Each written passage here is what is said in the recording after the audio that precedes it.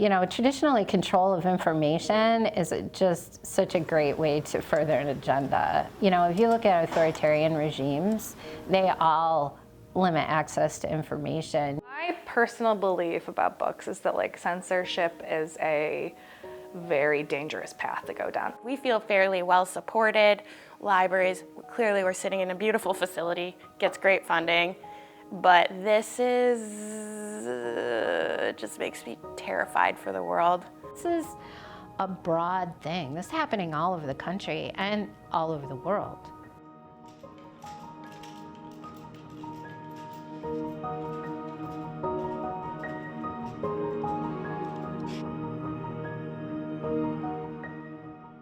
So Henrietta is an interesting town, an interesting suburb, because we're a little more working class than a lot of the other suburbs, although that's changing somewhat. And we're more diverse than a lot of the other suburbs, which isn't to say we're diverse by any means, but we're more diverse. So if you walk around the library now, you're going to see all different kinds of people. We see hundreds of people, and they're all different. The public library is a way that a lot of kids are able to fill the gaps that the world's not filling for them in some way. That's something that I find really important and really motivates my work. I've been here, the director, 10 years. I've been a librarian 24 years now. To me, I think of kids like myself, had kind of a difficult home life, and I definitely was lucky to kind of have that feeling of yearning. I wanted something out of life that I didn't have, so I really pursued books and reading pretty aggressively. My interest in banned books arises largely from teaching children's literature and the role that children's literature can play in helping kids to understand a more diverse world. And that often kids, especially who might be in a rural environment that doesn't have a lot of diversity, if they're queer or if they have a different identity, books can be kind of like their first inkling that there's a world out there. I think a lot of the fear that I feel now does stem from having been in the crosshairs of a book challenge that happened here at HPL. It was pretty contentious. It was March, I remember it was the end of March, beginning of April of 2022. If we're not admitting that it hurt us personally, I don't think we're telling the truth. I was just working on sorting some of our shelving carts behind the checkout desk, and I heard a woman talking with my colleague who was working with me at the circ desk, asking her, have you seen this book? And there was something in her voice that was like, okay, there's some emotion behind this. And she was holding up this book, Making a Baby. And I recognized it because I had checked it out a few weeks previously to read to my own daughter. My children were born through assisted reproductive technology, and they were born to two moms, which is not the typical experience for babies being born. So I don't often see a book that's like, hey, this talks about us.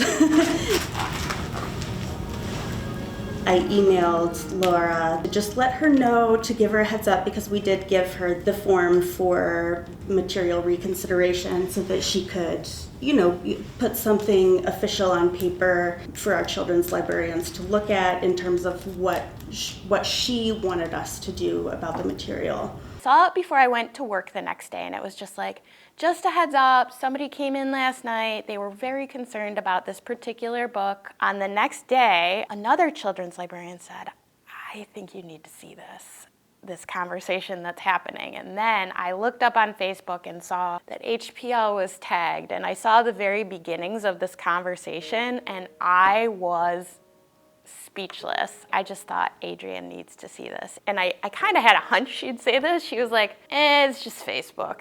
The head of the children's department came up to me and she said, Adrienne, I have to show you something. And She's pulling her phone out of her pocket. She shows me this Facebook post where somebody was talking about this book. Not everyone's gonna like a book, but eventually it became about attacking like the people who picked out the book and the librarians and the board members, calling us different things like groomers, pedophiles, liberal idiots, threatening to steal the book, burn the book. Then, as time went on, we were like, this is not just Facebook.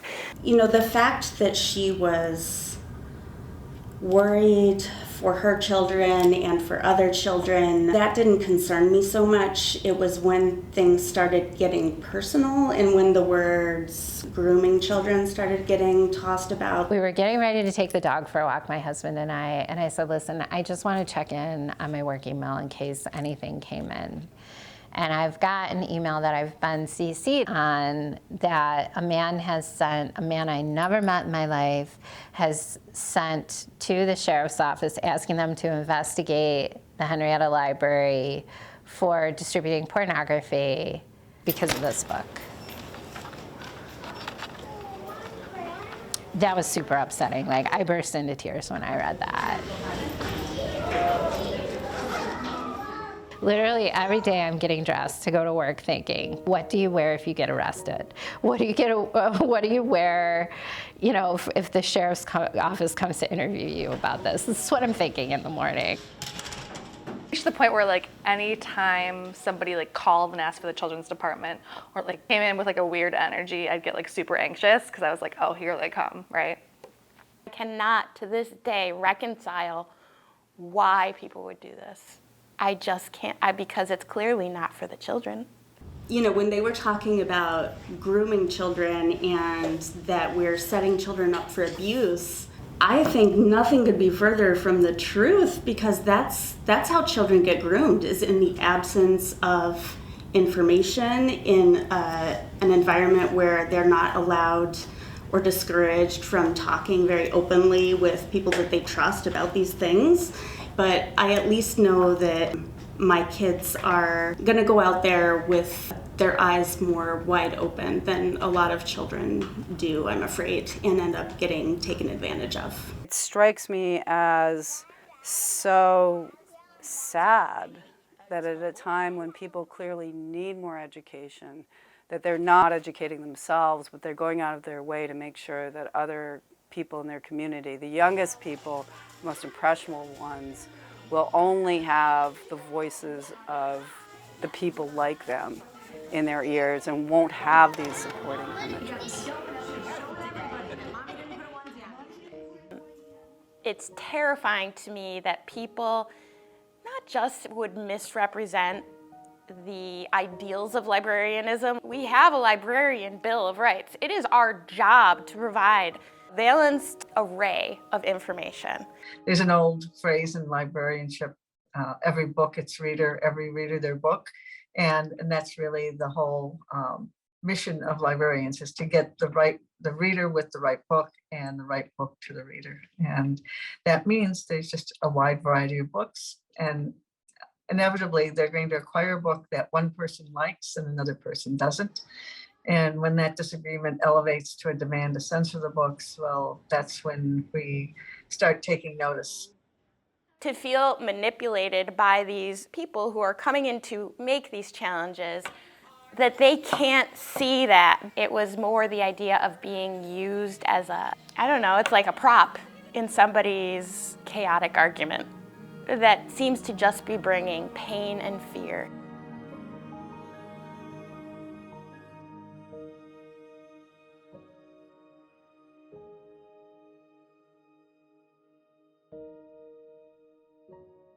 So the Hilton School District has had these mom threats the last few days, anonymous mom threats that have come in that have shut down the schools because they have to check, and it is about a book that they have in their libraries, in their school library, called This Book is Gay. So now everybody in the region who owns that book, which I do believe my library does, are worried about being the next target of this. So one thing I did this morning was I had to email my managers and remind them what to do in the event of a bomb threat or other threat of violence, and also all the staff to say, like, if somebody makes a violent threat to you, here's how you handle it, which is a really sobering kind of thing to have to do.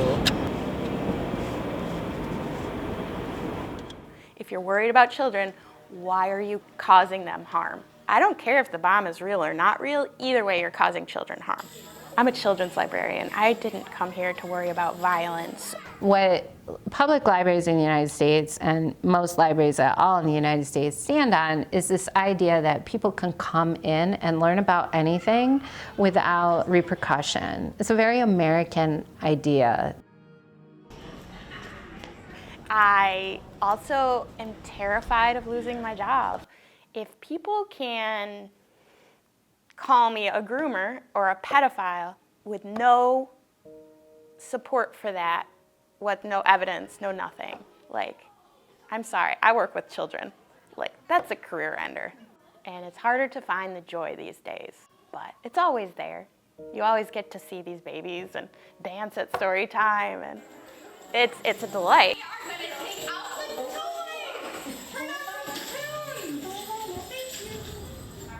Why did this escalate in the way that it did, and how can we build better bridges so that things don't end up so adversarial? So tonight we're having a panel, Say No to Book Bans. It was really cool to be together and in conversation about this issue that impacts the entire book community. You know, this doesn't just happen on the news. Like, you people around me, this happened to me, and you know me, and it happened in my library, and you know my library. And now I'm going to hand it over to Allison, who is going to do our Q&A. Great. So I thought I would just start off by creating a context with some alarming statistics that nationally attempts to read books nearly doubled last year over 2021. That's in 1 year, according to the American Library Association. It's nice to be in a room full of people who are willing to talk about it, and I think that encourages other people. It's the best way to combat suppression of books. I think, honestly, there's so many solutions. I think being a reader who reads widely and challenges yourself by reading things that are really different than maybe what make you comfortable is one of the most powerful things you can do. Supporting authors by actually going out and buying some of these books that are being suppressed. Donating to libraries. You can earmark donations always, and you can say this is for materials that are being banned. You can join a library board. You can get on a school board. Those are the folks who really make the decisions, and we need folks who really care. I did finally hear from the head of the library system that the sheriff's office had looked into the book and had decided not to pursue anything. What I was told was that they sent it to their person who's like their expert in whether things are pornography or not, and they reviewed it and determined it was not pornography. We're seeing criminal charges being filed against librarians. They're never upheld by the prosecutors who know the rule of law and recognize that the book isn't pornographic or obscene for minors in any way, that it can belong to the shelf, that a parent can choose for their child to read that book. And so the charges are dropped, but it's just intimidation tactic. Librarians will stop and think a little more about buying that controversial title. And that kind of silent censorship really is a tragedy, because librarians aren't able to serve their communities. Individuals in the community can't find the books they want to read. And it really is a reflection of authoritarian exercise of power that really defies the whole point of libraries, to uphold democracy. But I would go back and I would make that same choice every time. I would always buy that book. I really do believe that libraries are for everybody, not just for people who like this book, but don't take away things that are helpful to me and my community because you and your community find it offensive or problematic in some way.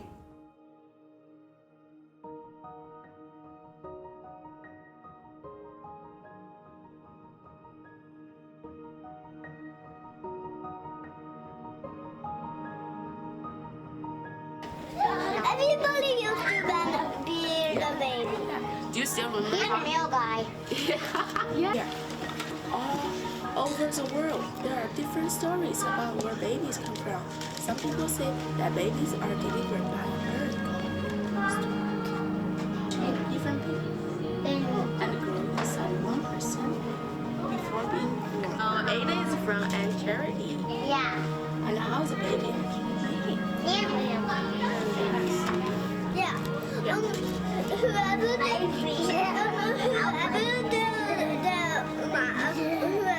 If there's a kid and they got a mama, they're always born from their mom.